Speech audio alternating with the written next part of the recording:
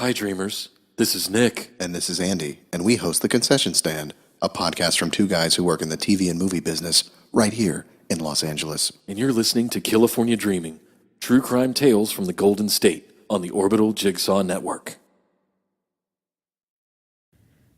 If any of you out there listening are from California or have been to California, more specifically Northern California, then you've likely heard of a place called Napa Valley.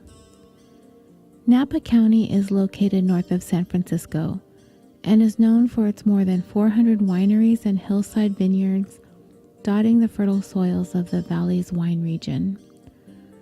With its premier cultivation of grapevines, world-renowned Cabernet Sauvignon, lavish resorts, mixtures of charming bed and breakfasts and modern hotels, and top-rated chefs at scores of restaurants, gourmet public markets, hot air balloon rides, wine tasting tours, and vintage locomotive Napa Valley wine train makes California's wine country one of the greatest travel destinations in the world.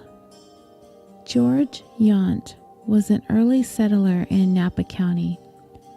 In 1836, Yount obtained the Mexican grant Rancho Caymas, where he built what is said to be the first log house in California.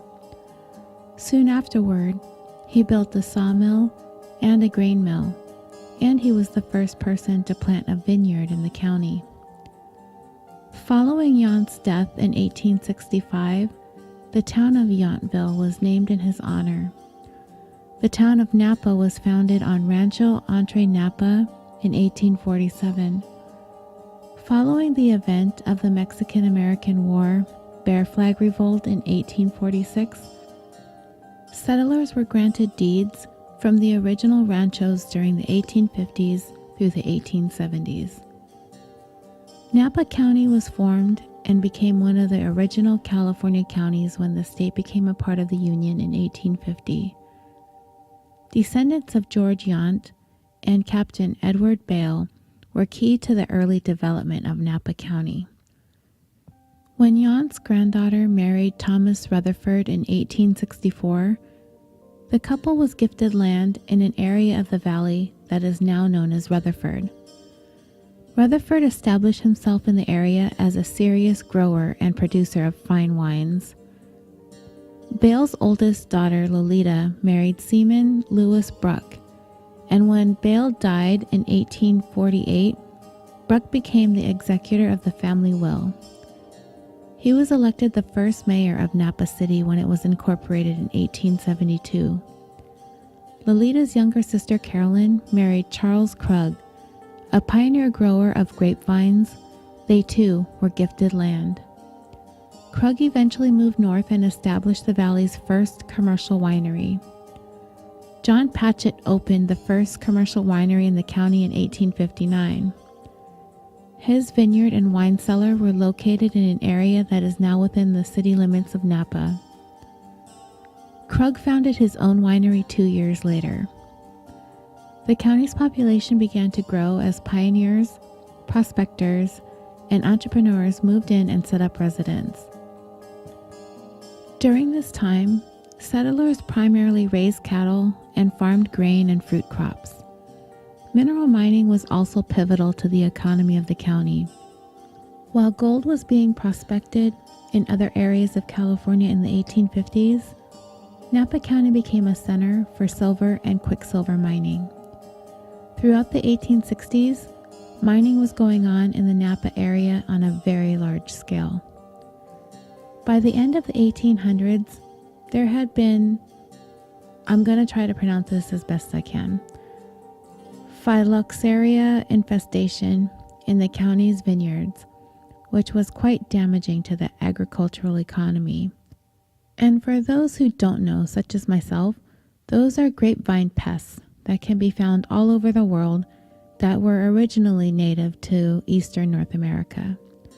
They feed on the roots and the leaves of the grapevines, eventually causing water to be cut off from the plant and eventually killing them. Farmers decided to plant over 500,000 fruit plants and nut trees in the county particularly prunes and pears, which help soften the blow caused by the phylloxera, which, by the way, was also followed by 13 years of the 18th Amendment to the Constitution of the United States, prohibition, which could have very well collapsed the entire wine industry of the Napa Valley. When the amendment went into effect on January 15, 1920, the production, sale, and transport of intoxicating liquor was banned. In the months between the passing of the act and its instatement, some vineyard owners tore out their vines and replaced them with orchards. Others, however, recognized the continuing marketability of grapes, since the sale and transport of fresh or dried grapes was not banned under the new amendment, though the law explicitly stated that if the shipper knew that the final buyer was going to use the grapes for the making of wine, both the buyer and the seller could be charged with conspiracy. Instead of collapsing under the constraints of the new law, a few industrious entrepreneurs did what they could with the loopholes they were able to find in the prohibition law. Growers were confident that grapes to be used in wines would pass through the hands of a sufficient number of wholesalers and buyers that any charges would be difficult to prove. The sale of Napa County grapes proved to be an incredibly lucrative endeavor during Prohibition, able to reach buyers all over the country. Agriculture in Napa County continued to remain diverse until late into the 20th century, when wine grapes had once again become the primary focus. While vineyards were planted on well over 90% of the agricultural land in the county, by the end of the 20th century, modern-day farmers have recently begun exploring the possibility of raising other food crops in order to diversify once again and to take advantage of the favorable growing conditions. Unfortunately, as I write this, wildfires are currently burning in the Northern California area. At least 41 people have died as a result of the aggressive nature of the fires which span Napa, Sonoma, Yuba, and Mendocino counties. The fires have destroyed 5,700 homes and businesses, and at least 23 of the world-renowned wineries and vineyards have been damaged or destroyed. As of the week of October 16th, the fires, which began on October 8th, have been the deadliest wildfires in the history of the state of California. Our thoughts and prayers go out to those who lost their lives, their families, and loved ones, to all of those who have been affected by these devastating fires, and to those who lost their homes and their businesses. We also send our deepest thanks and gratitude to the women and men who are working tirelessly to get these fires under control. Thank you. Today, we are going to take a detour into the heart of wine country with this week's story. It is a tragic tale of a brutal double murder that took place in this, one of California's most picturesque locales, on Halloween night. In this episode of California Dreaming, the tale of the Napa Valley Nightmare. In 2004, in a lovely little house on Dorset Street, in Napa Valley, California, lived 3 roommates: Adrian Insognia, Leslie Mazzara, and Lauren Mienza. Adrian, a 26-year-old civil engineer at the sanitation district, and Lauren, a 27-year-old volleyball coach at a nearby community college, had first rented out the house together. Lily Prudhomme was friends with both roommates, but was particularly close to Adrian. The two were the best of friends, who met at work and quickly became close. When Adrian and Lauren got the house, Lily was kind of jealous because it was such a lovely place. But for whatever reasons, Lily didn't go in on roommating with her friends. But remember Lily. She will play a significant role later on in this story. In June of 2004, Adrian and Lauren invited a third roommate to share their home, 26-year-old Leslie Mazzara. Unlike Adrian and Lauren, who were locals to the area, Leslie, born August 1st, 1978, was a transplant from South Carolina. She was a graduate of the University of Georgia with a bachelor's degree in philosophy. She also happened to be a Southern beauty pageant queen. She was 2002's Miss Williamston, South Carolina, and in 2003, she competed in the Miss South Carolina pageant.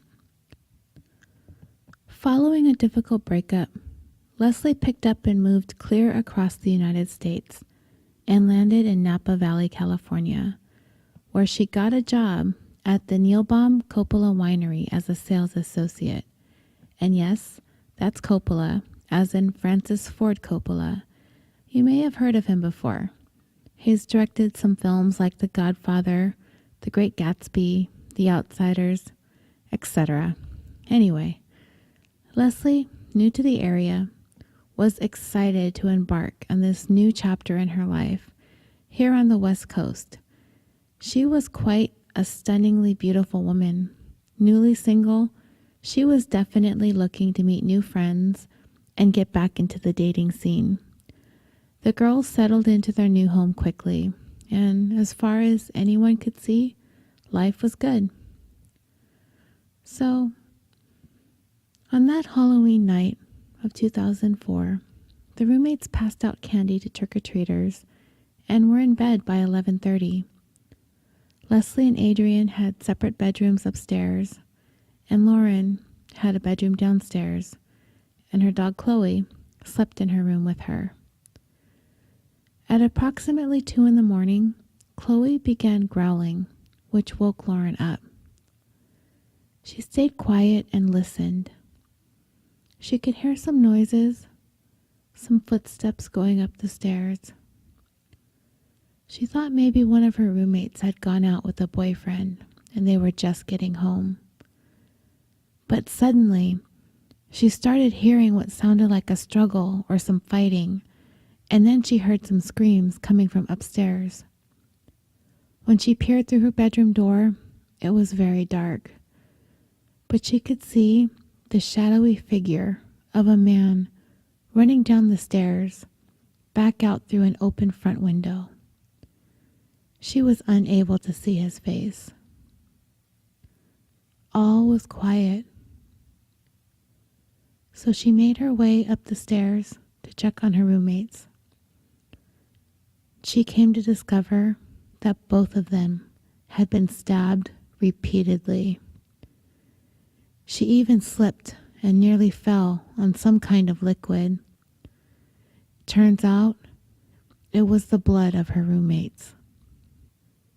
She ran down the stairs and out of the house and frantically called 911. By the time paramedics arrived, Leslie and Adrian were dead. Later, the autopsy reports would show that they were both stabbed multiple times, but there was no sexual assault. From what investigators could see from the crime scene, it appeared that the killer attacked Leslie first while she slept. It is surmised that she likely never saw what was coming. It's not clear if the attack on Leslie had awoken Adrian, but what is clear is Adrian put up a fight against her attacker. She had indications of defensive wounds, and her attacker himself was injured during this struggle. After he was done stabbing Adrian, and as he made his way down the stairs and back out that front window which he initially gained entry, he bled. He cast his own blood on the walls of the house. It dripped on the floor. He got it on the window blinds, and it got on the side paneling of the house.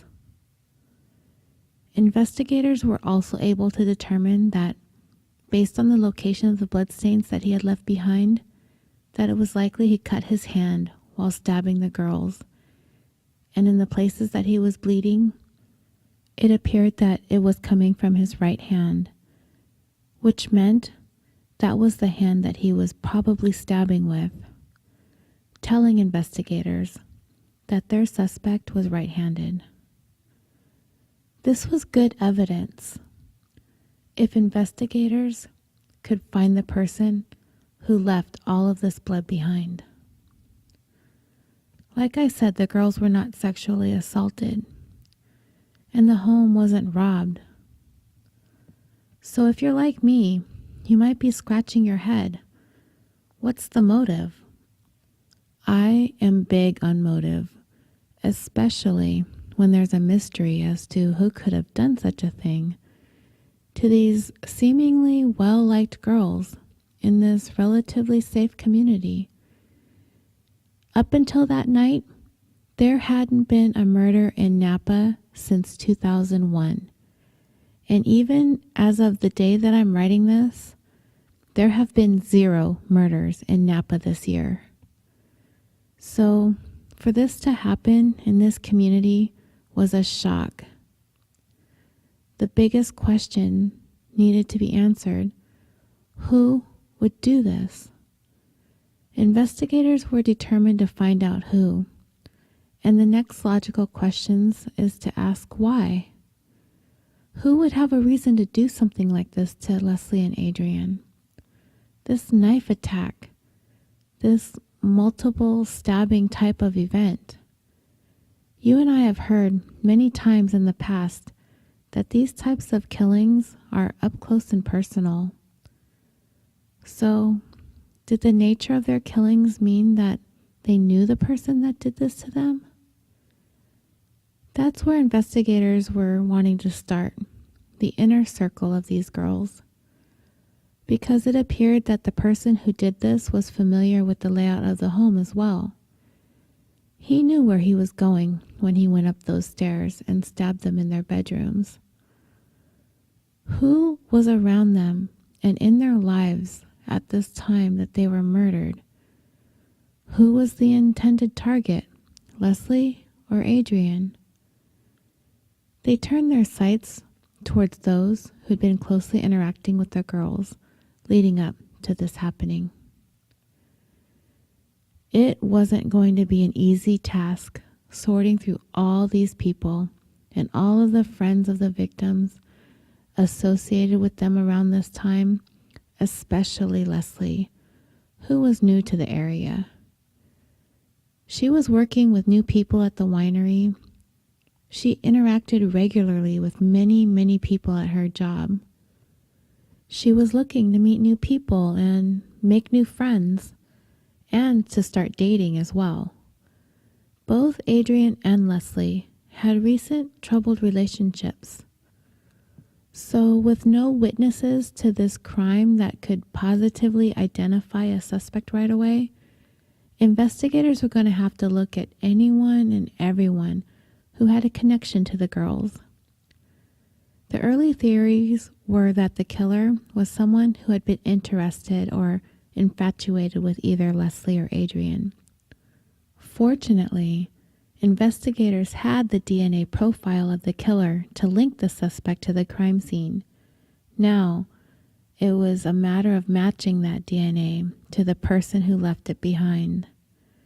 Investigators entered the DNA profile into the Combined DNA Index System, or CODIS, a database of more than 4 million known offenders, but there was no match. They were going to have to try to find the DNA match the hard way. Another clue that investigators found inside the house, near the window that was the point of entry, was a bundle of zip ties, the same kind that police might use in situations where they need to do some sort of crowd control. They use these kind of zip ties as makeshift handcuffs when they need to detain a large number of people. There was a rubber band around this set of zip ties, holding them together in the bundle. This piece of evidence led investigators to surmise that the killer was coming into the home with this crime seemingly planned out, prepared to restrain the victims, knowing that there was more than one person in the house, that he might need these zip ties in order to establish control of the victims. But he dropped them, probably never even realizing it, and found himself having to kill the girls in somewhat of a frenzied manner, a manner in which he ended up injuring himself, leaving all of that blood evidence all over the home. Later forensic testing of the rubber band around the zip ties would reveal traces of DNA left on it that matched the DNA of the bloodstains left by the killer. There was another clue investigators found at the crime scene: cigarette butts. 2 of them discarded near the front porch and 1 in the backyard. All of them smoked all the way down to the filter, so there was no brand name that was visible anywhere on the butt of the cigarette.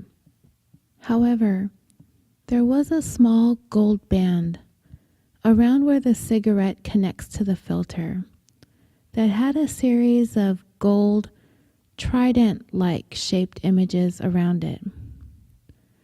Through some further investigation, it was determined that the brand was Camel, and the type of cigarette was a relatively new brand and only sold at a few stores in town: Camel Turkish Gold. Detectives surmised that whoever committed this double murder had spent some time sitting outside the house smoking, perhaps building up the nerve to carry this murder out. And while he sat there, he smoked these cigarettes and discarded them in the yard.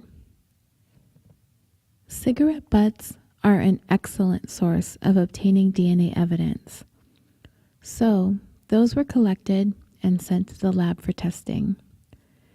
If the results prove that the DNA from the cigarettes match the DNA from the blood evidence left behind by an injured killer, then it was a very, very important clue to his identity.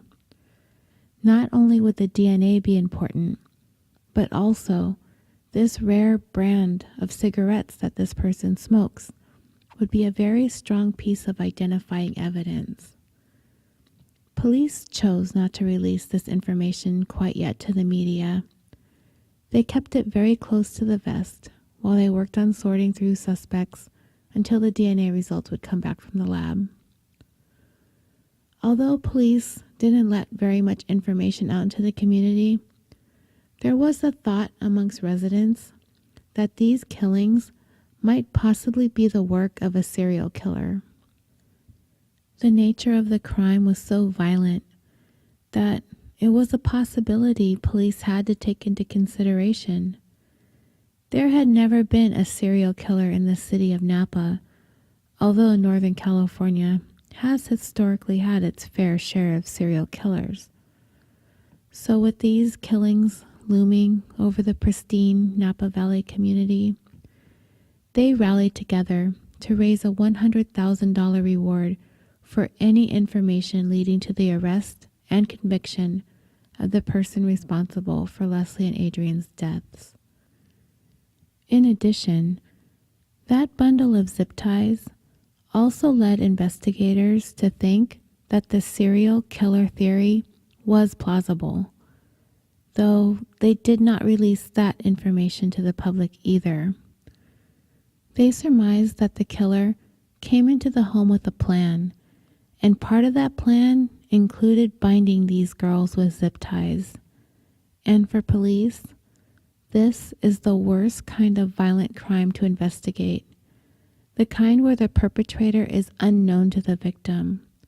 And with no known link to the girls, there is a seemingly infinite possible pool of suspects to try and sort through. Police began the daunting task of interviewing anyone and everyone who had any kind of interaction with Leslie and Adrian prior to their killings. Leslie in particular, being the beautiful pageant contestant, had many, many admirers. Even if they weren't dating, men would still try and talk to her and even buy her gifts. Many, many men were taken with Leslie. She had just broken up with her last boyfriend right before she moved to Napa, and he was someone she was very much in love with. But her boyfriend's father appeared to have a strange obsession with her as well, and would call to talk to her pretty frequently, which made Leslie very uncomfortable, ultimately resulting in her ending the relationship. Even on that fateful Halloween day, phone records showed that her ex-boyfriend's father had called her twice. But as it would turn out, it was only an unfortunate coincidence. Both he and his son were clear across the country in South Carolina when Leslie and Adrian were killed. They also both submitted DNA samples, and both were cleared as suspects. Back in Napa, police were going through anyone and everyone they could find that had any kind of interaction with Leslie and asking for DNA samples, and the same went for Adrian. All in all, investigators interviewed more than 1,000 people and took DNA samples from more than 200 men, and none of them were a match. While the police investigation as to who did this was seemingly dragging on, they were making some progress with the forensic investigation. DNA experts were able to use some groundbreaking forensic tests that were able to somewhat narrow down the identity of the killer. First, they quickly determined that the blood left on the walls, window blinds, and the siding of the house did contain the XY chromosome, so that confirmed that the killer was indeed a male. But they were able to go further than that. Investigators sought out the help of a particular DNA expert to see if he could use the killer's DNA to find out any other useful information about the suspect that could help move the investigation along. There was a new forensic technique that had been recently developed that could determine a person's physical characteristics. This would greatly help in narrowing down the focus of the investigation if they knew a little bit more about the killer's physical attributes. How this works is not looking at the DNA as a whole. 99.9% of all human DNA is alike. The new forensic techniques zero in on the remaining 0.1%. That's the part that sets us apart physically, and what it does is compares the polymorphisms in the DNA of people from other countries. This enables scientists to identify the ethnic background of the person who left the DNA behind. So, the DNA left at the scene of Leslie and Adrian's murder turned out to be primarily of Northwestern European ancestry, with a very small amount of Southeastern European ancestry, no Middle Eastern, or South Asian, or African. So this meant the person who killed the girls wasn't Hispanic, African American, or Asian either. This information gleaned from the DNA certainly narrowed down the focus of the investigation in terms of who they should be looking at when identifying suspects. They also found in the killer's DNA a marker that indicated that he had either blue or green eyes, and most likely light-colored hair.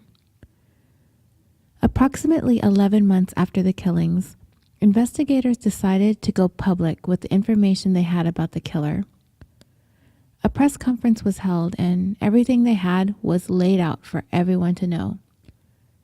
They gave the information about the DNA, indicating the killer was a white male with blue or green eyes and light-colored hair, and that he was right-handed, and that he smoked Camel Turkish Gold cigarettes. They also said the killer was known by the victims. The pressure was on now, and it was especially hard on one particular Napa resident.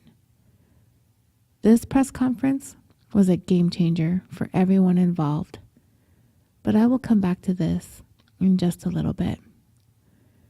I wanted to talk a little bit more about Lily Prudhomme. Remember her? I mentioned her earlier towards the beginning of the episode. She was the best friend and co-worker of Adrian.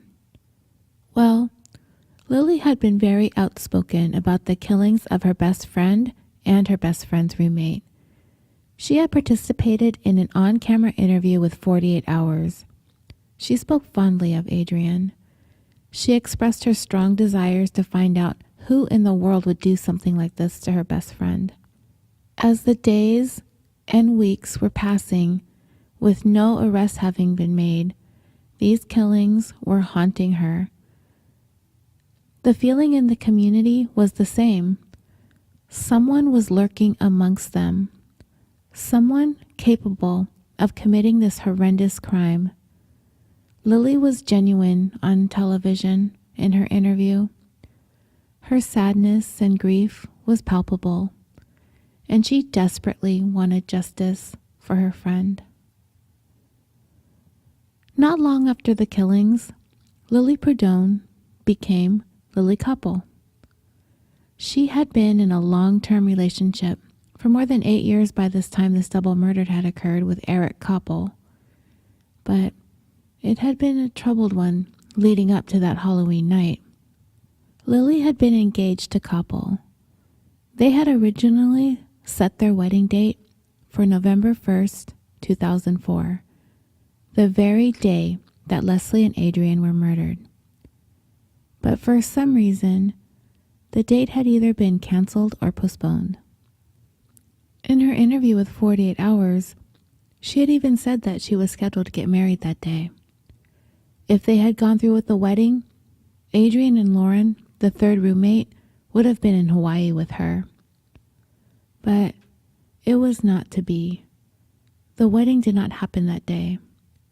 So, in a renewed sense of priorities, putting things into perspective, following the tragic loss of her close friend in such a violent way, it seems as though Eric and she reevaluated their lives. They decided to push aside whatever it was that was causing them to call off the wedding in the first place, and went ahead and got married several months after the murders. Adrian's mom was invited to speak at the wedding, which she did. She spoke directly to Lily and Eric as she read from scriptures from the Bible, Solomon 8:6, that stated, "Set me as a seal upon your heart, set a seal upon your arm. For love is strong as death, passion fierce as the grave. Its flashes are flashes of fire, a raging flame." Lily had picked those verses in honor of her friend, and Adrian's mom and Lily remained close after Adrian's death. The sadness still loomed over what was supposed to be one of the happiest days of Lily's life. With the loss of her friend having been compounded by the fact that there hadn't been an arrest, she refocused on her relationship with Eric. She turned to him for the love and support she seemed to be very much in need of at this point in her life. Lily and Eric, to friends and family, seemed like an odd couple. She was so friendly and social and outgoing, a stark contrast to his quiet, introverted disposition. He rarely talked to anyone when the two of them socialized with friends, but everyone just sort of chalked it up to that's just him being him. That was his personality. Whatever it was between the two seemed to work, as far as they could see. But something broke the couple up shortly before Halloween. Something caused them to cancel their plans to get married that November 1st. It seems that it was eating away at Eric that night. On Halloween, He tracked Lily down at a party she was attending. He wanted to talk to her about their relationship. He had been drinking heavily, and Lily didn't really want to be bothered with him at this Halloween party and asked him to leave and leave her alone. She ended up taking him home, but he wasn't finished for the night. He was frustrated. He was really frustrated with the way his relationship was going with Lily. He knew they had their ups and downs, but he felt as if he could talk to Lily himself, that he could get through to her. But there was one thing he was convinced of, that her friends did not like him. They didn't think he was good enough for Lily, and they knew she could do better. He felt like her friends were filling her head with all of these ideas about him and their relationship, that they were empowering her to not want to be with him anymore. Girls, you know what I'm talking about. We've all had that friend, and we've all been that friend, right? Well, I can't speak for everyone out there, but I know I've been through this sort of drama in the past between my man and my friends, and I've been that friend looking at my friend's relationship and the drama she's had with her man. And you know and I know, we eventually figure it all out. But you know the biggest red flag, and this has happened to me, is when your boyfriend or your husband makes the concerted effort to try and alienate you from your friends. That is like a big, huge red flag that something's not right. Guys, I'm not saying that you've got to like your girlfriends or your wife's friends. You just have to let her be with them in the ways that she wants and needs to be with them. She will appreciate you for it, and so will her friends. So this Eric Koppel guy, he felt as though his girlfriend's friends were standing in the way of his relationship with Lily. So he decided that he was going to make that mistake of alienating her from her friends. But unfortunately, he took that to a deadly extreme. So, what of this Eric Koppel guy? Not a whole lot from what I've read about him. The word that stands out the most to me in the things written about him is unremarkable. He has small, beady little blue eyes, and he wore these weird wire-rimmed glasses. He had very sharp, pointed facial features. He had a job as a land surveyor. He was a meticulous, detail-oriented person, but very quiet and withdrawn. What some might describe as a wallflower, but a wallflower that is paying attention to every single little thing going on around him, taking it all in and keeping it all to himself. So when his wife was sitting across from the television camera and the reporter, speaking of her friend's killer, Koppel was sitting right there in the room, off to the side and in the dark, watching over the whole thing, unassumingly, quietly supportive of his wife. Someone whose life had unexpectedly, apparently, intersected with the tragedy of this double murder. Until that Halloween night of 2004, Koppel, when it came to any kinds of run-ins with the law, had not even a traffic ticket to speak of. But all of that would change. 11 months had passed since the killings of Leslie and Adrian when law enforcement held a press conference announcing the evidence found at the scene. The Camel Turkish Gold cigarette butts found on the front porch, the DNA match from the cigarette butts and the bloodstains on the walls, and how that DNA came from a white, blue or green-eyed, light-colored, right-handed male.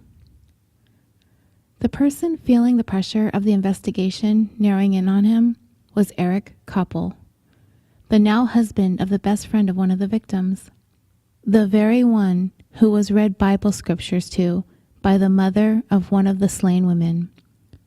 They were closing in on him, and he wasn't going to wait around for police to come knocking on his door.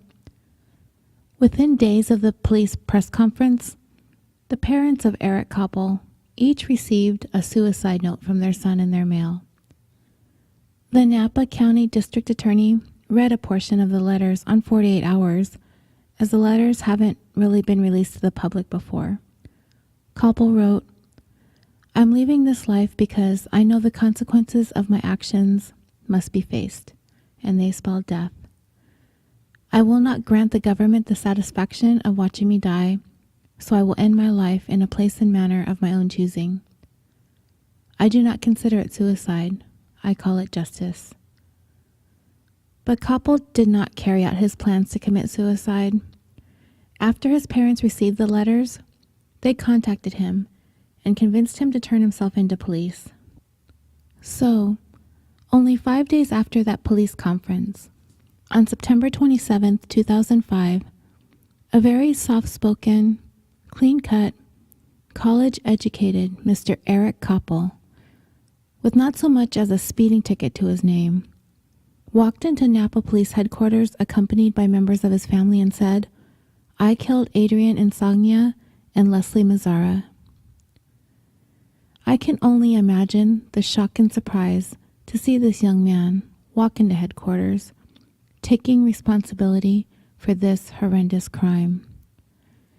They spent 11 months interviewing over 1,000 people, testing the DNA of over 200 of them, looking for anyone from a sadistic, bloodthirsty serial killer to a heartbroken, crazed, obsessed stalker to the boogeyman.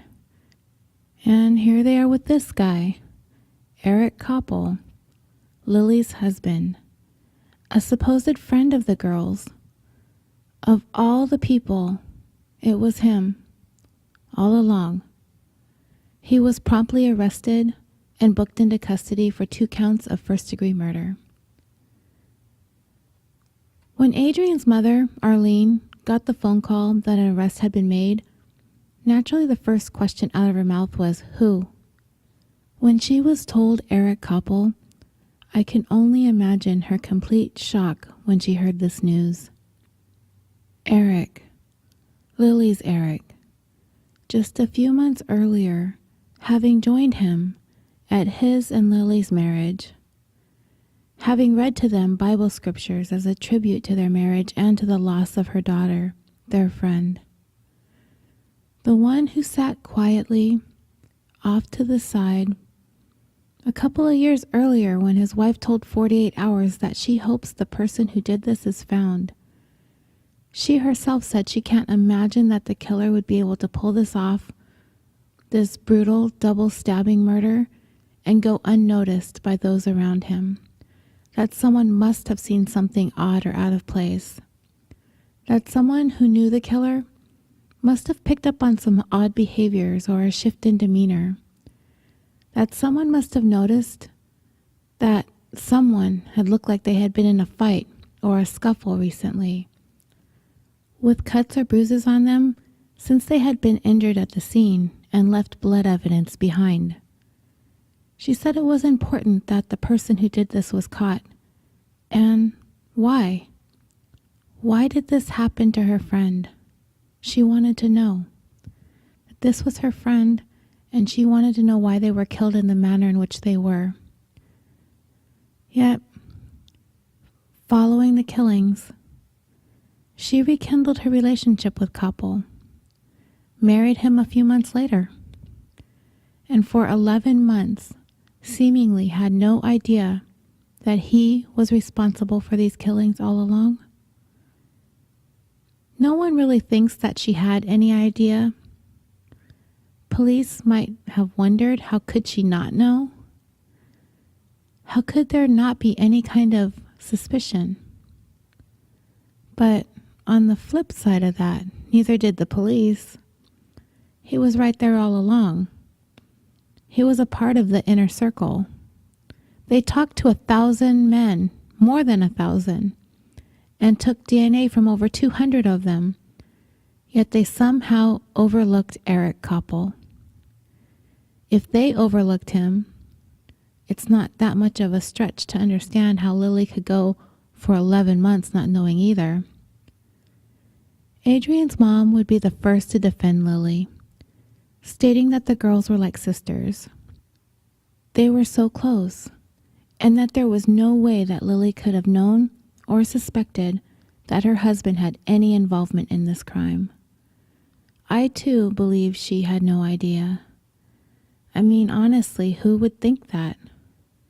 If I were to put myself in her place, if one of my best friends were stabbed to death in her home, my mind would also go first to bloodthirsty serial killer or crazed obsessed stalker or even the boogeyman before I would even think it were my own husband.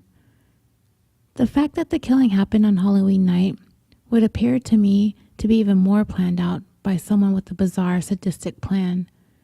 In this case, the answer was not crazy. The answer was simple, and it was right there in plain sight. Why though? Why would he do such a thing? In his interviews and preliminary hearings, Koppel was vague and elusive with the details.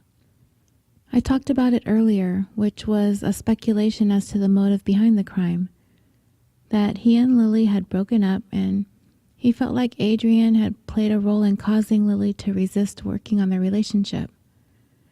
That Halloween night, Koppel had gotten drunk at a Halloween party.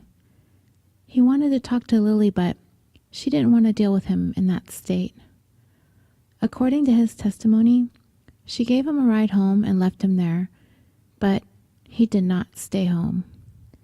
He stated that he remembered waking up, getting the zip ties and a 5-inch knife, and driving over to the victim's home. He remembered smoking a couple of cigarettes by the garage, then prying open a kitchen window, climbing through. But according to Koppel, everything gets apparently fuzzy as he states it. He says he doesn't know if he fell asleep or blacked out or just closed his eyes, but he says he doesn't remember stabbing Leslie or Adrian.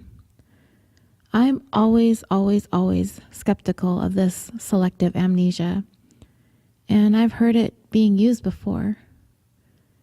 I don't know if it's truly a type of amnesia or if the killer just doesn't want to actually speak the words as to the violence they perpetrated, but he apparently had his wits about him enough to remember to burn his clothes in a fire pit after he got home from the killings.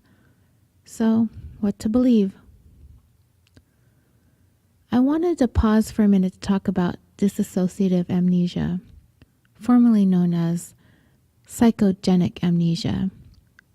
It's described as the temporary loss of recall memory, more specifically, episodic memory, which is the memory of autobiographical events, such as times, places, associated emotions, and other contextual who, what, where, when, and why knowledge that can be explicitly stated or raised.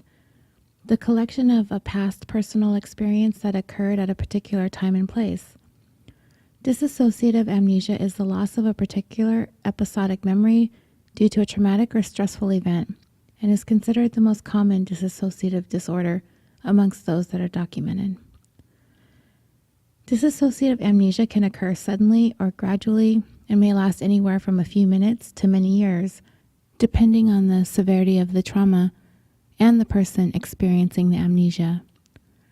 As far as Eric Koppel's murder case, I'm not sure if or how claiming any kind of dissociative amnesia is going to do anything for him. He might have been staging himself for a possible insanity defense. If he were to end up going to trial for the murders he committed, his attorneys might argue that he was in an alcoholic blackout or in a dissociative state. But experts have concluded that only about 0.2% of the population actually experiences a dissociative amnesia episode, Yet the proportion of murderers who claim to experience it is much, much higher. As a matter of fact, in cases when we've seen killers confess to their crimes, they often remember every single detail of the attack, especially serial killers, mainly because it's said that they have this need to keep reliving it. Not that Koppel would want to be the type of person to want to recall the horrible details of what he did. I'm just dubious about his claims of amnesia, especially since he remembered everything else about the evening. He might not want to think about the stabbing of those girls. I believe that. I'd also believe that he just doesn't want to talk about it. But I think the memory is there. Would Koppel be able to use dissociative amnesia as any part of his defense if he were to stand trial for the double murder? The circumstances of the crime certainly make him eligible for the death penalty in California. He's confessed, so he's done it, and he can't necessarily plead not guilty. The girls were asleep, so he certainly can't plead self-defense. So what's left? Plead insanity? In order to be responsible for the crime, he must have had the mental state to commit it. Amnesia, the loss of memory caused by a psychological or physical trauma, is not the same thing as having the mental capacity required to commit a crime. The inability to remember committing a crime doesn't necessarily mean the defendant didn't intend to do so. A defendant's mental state at the time of the crime is what's important. Amnesia occurring after the crime has no effect on conduct at the time of the offense. So, amnesia typically isn't a viable defense. Memory loss isn't evidence that the defendant didn't know right from wrong when the crime occurred. However, amnesia, in some circumstances, can be a factor that courts can take into consideration when determining whether a person is competent to stand trial. There are some factors that the court may consider whether amnesia compromises one's ability to stand trial, such as whether the defendant is able to discuss the defense of the case, whether the amnesia is temporary or permanent, whether the crime can be reconstructed without the defendant's testimony, whether the state can effectively prepare the case, and the strength of the case against the defendant. The defendant has the right to a fair trial, and if he or she is claiming incompetency due to his or her inability to recall the events of the crime, he or she may not be able to assist his or her attorney in defending the charges against them. And lastly, on the topic of amnesia, it's rarely a determining factor of guilt or innocence, but the judge and or jury may take it into consideration when deciding the penalty for the crime when it comes to the defendant's motives or conduct at the time of the crime. That may be considered when determining sentence. When it came to Koppel, I can't help but feel his so-called amnesia was just his unwillingness to speak the words describing what he did. He may have legitimately pushed those memories down so deep because he didn't want to think about them. I can't blame him for that, but he never went to trial. In order to avoid the possibility of a death sentence, on January 11th, 2007, Eric Koppel pleaded guilty to 2 counts of first-degree murder and was sentenced to life in prison without the possibility of parole. A part of the plea was that he had to meet face-to-face in court with the families of the victims so they would be able to deliver their impact speeches to him. Leslie's mom, Reverend Kathy Harrington, spoke directly to Koppel. Her statement, in part, reads as follows. Leslie and Adrian's time to live was taken from them by a brutal and vicious murderer. In the fullness of time, Leslie and Adrian should not have died on November 1st, 2004.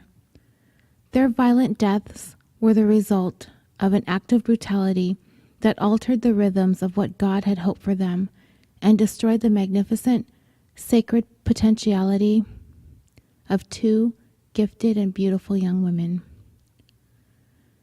The best way I can describe the ravaged landscape of my life after Leslie's death is to offer the image of a nuclear winter.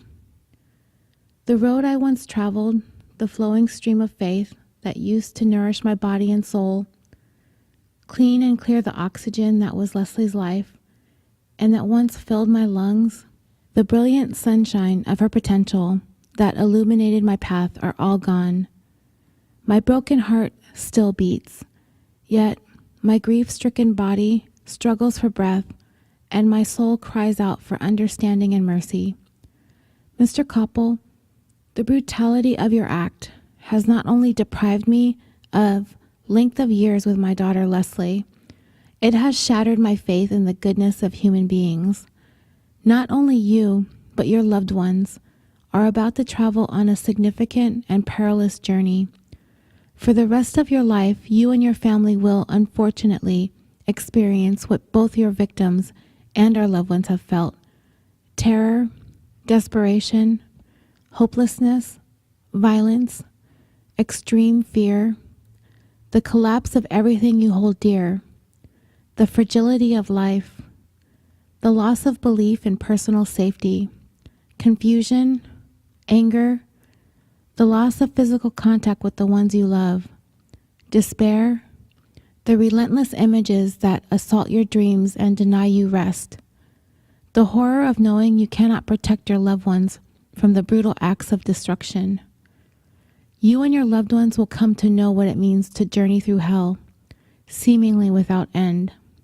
As your mother and your family will take this journey with you and will grieve as I do for the loss of their child, I pray for them. Eric, they who once held the promise of such potential for life in their arms. I'm told, Mr. Koppel, that you have found God since your senseless rampage. Certainly while finding God sets you on the road to redemption, God does not grant cheap grace. Your salvation will come only when you accept full responsibility for what you have done, not only to Leslie and Adrian and to our families, but to your own family and friends. This will be very hard, as it will be difficult to practice the forgiveness that you seek in the terrible and violent world that you're about to enter. But it is right for us to hope that sometime, somewhere, down the long road ahead of you, that you will learn to take these murders into your heart like a man. Let the guilt tear and rip your heart from inside out, as your senseless and violent act resulting in the murders of Leslie and Adrian have done to all who love them and whose lives they touched. I know that I will navigate the rest of my life with a broken heart. As a mother and a minister, I wish I could tell you that I forgive you. At this time, I cannot. In fact, I can imagine that one day, when the shock and pain of hearing what Leslie endured eases, I might likely wish you were sitting on death row. Maybe it might make me feel better to know you will spend the rest of your life sitting in prison, wondering when and how you will die, waiting, wondering when will they come to kill you, terrified. It may seem only fair after what you have done. I also pray that I remember that my faith teaches me that every human being on earth has inherent worth and dignity, even you. And I pray that one day I will feel a measure of compassion and possible forgiveness even for you.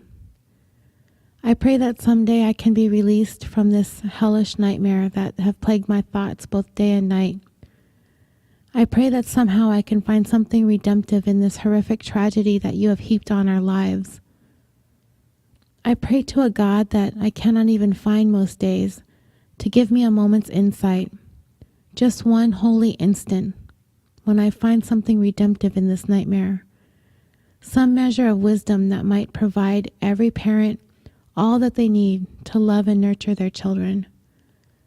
I pray that all children might become all that God intended for them to be, that they will grow up to be loving and compassionate towards others, live decent lives, live happy lives.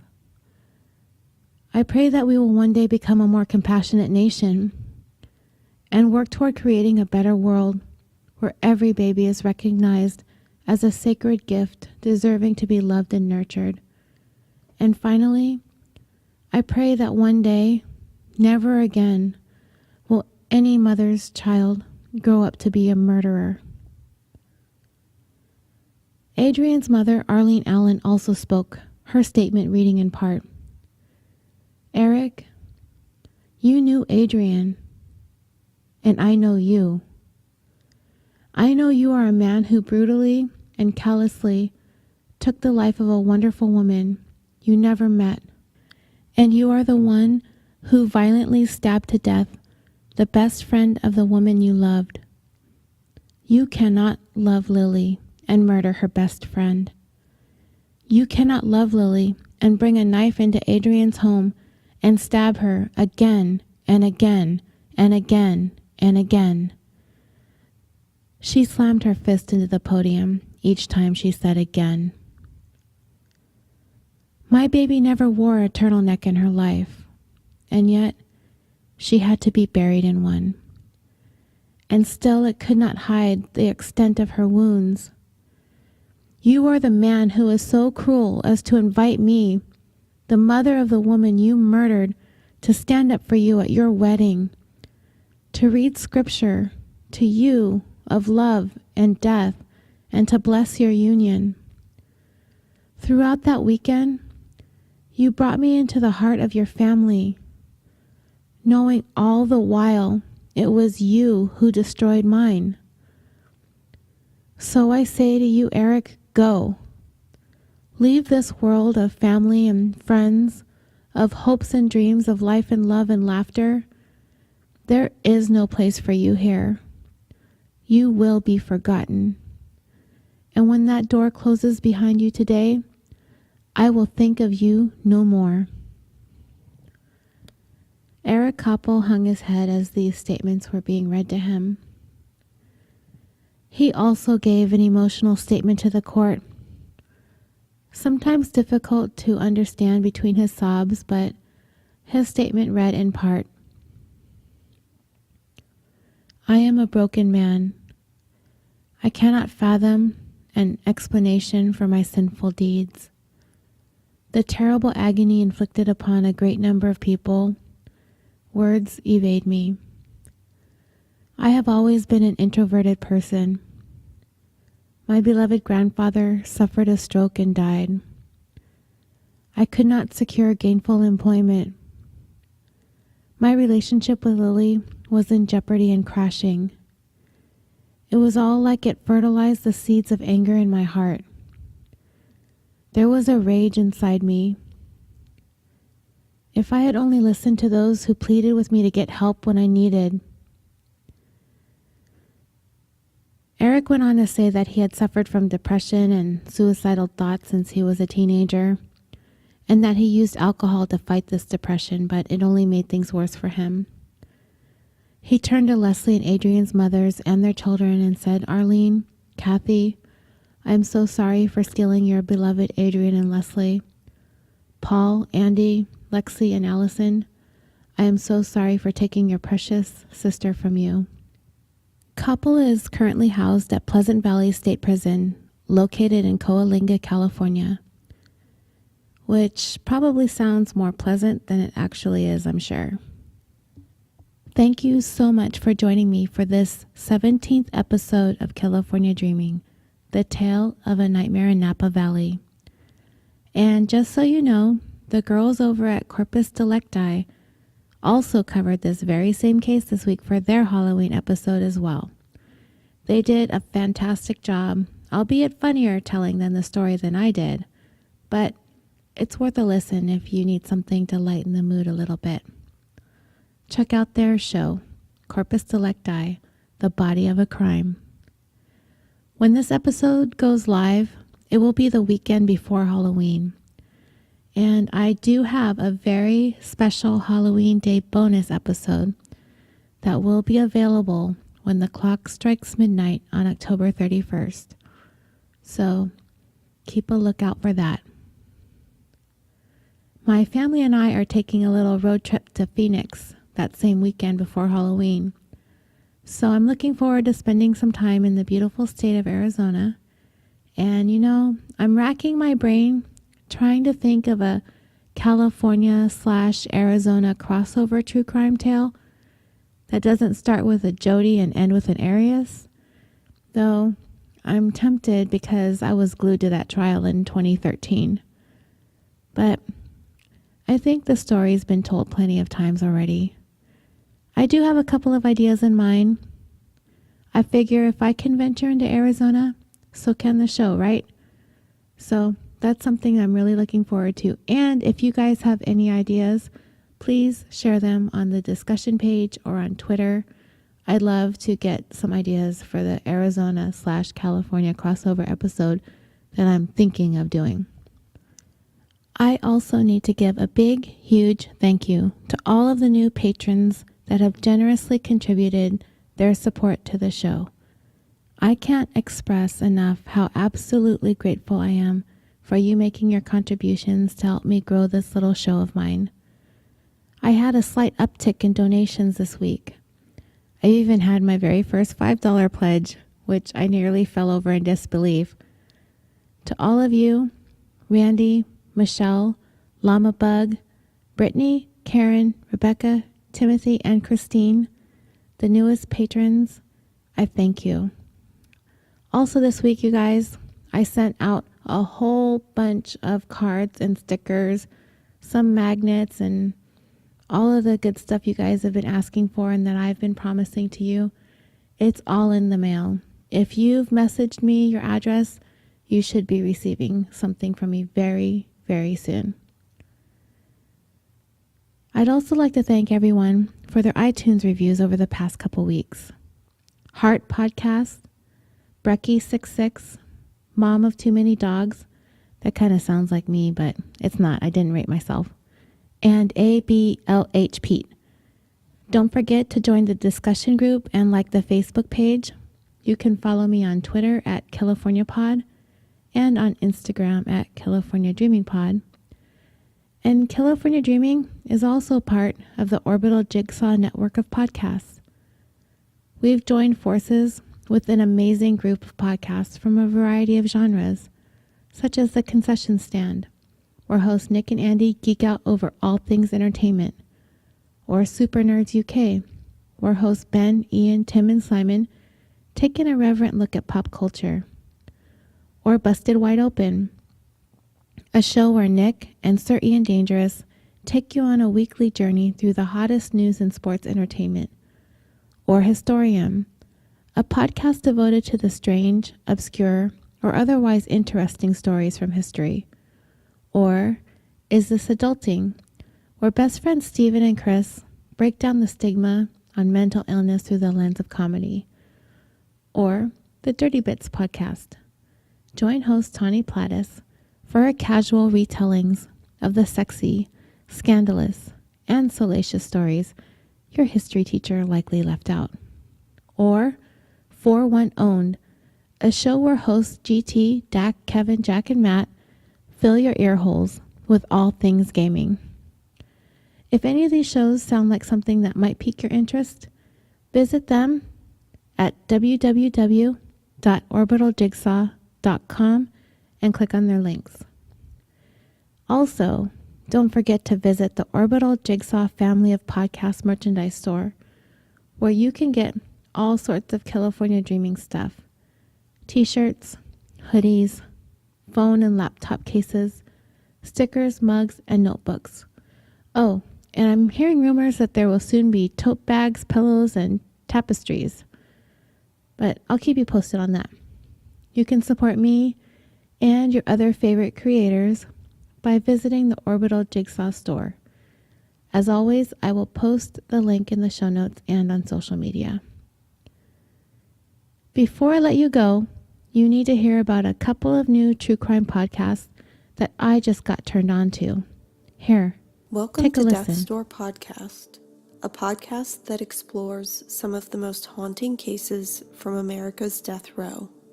I'm the host, Dominique Mix, and I hope you'll join me weekly as I explore cases of the innocent and guilty, the executed and the exonerated, all of whom have one thing in common. They all know what it's like to look through the bars of a cell on death row. From the crime to the case's conclusion, I explore evidence, corruption, characters, and, of course, the crime itself.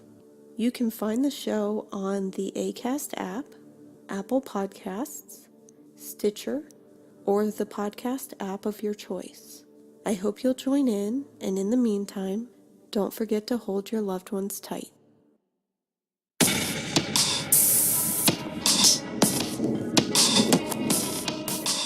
I'm Casey. And I'm Samantha. And we're the hosts of True Crime Storytime, a podcast for all things true crime. We will be bringing you fortnightly episodes covering everything from murder and mysteries, disappearances, theft and fraud, Abductions and kidnappings, and more importantly, trying to take a lesson away from each case, because every story has a message.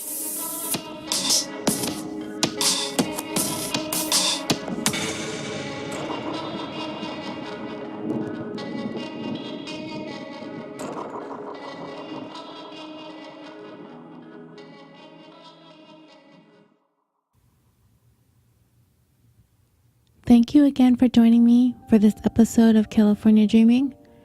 I hope all of you have a fun and safe Halloween. And don't forget to keep an eye out for that special episode at midnight on October 31st. And until next time, sweet dreams.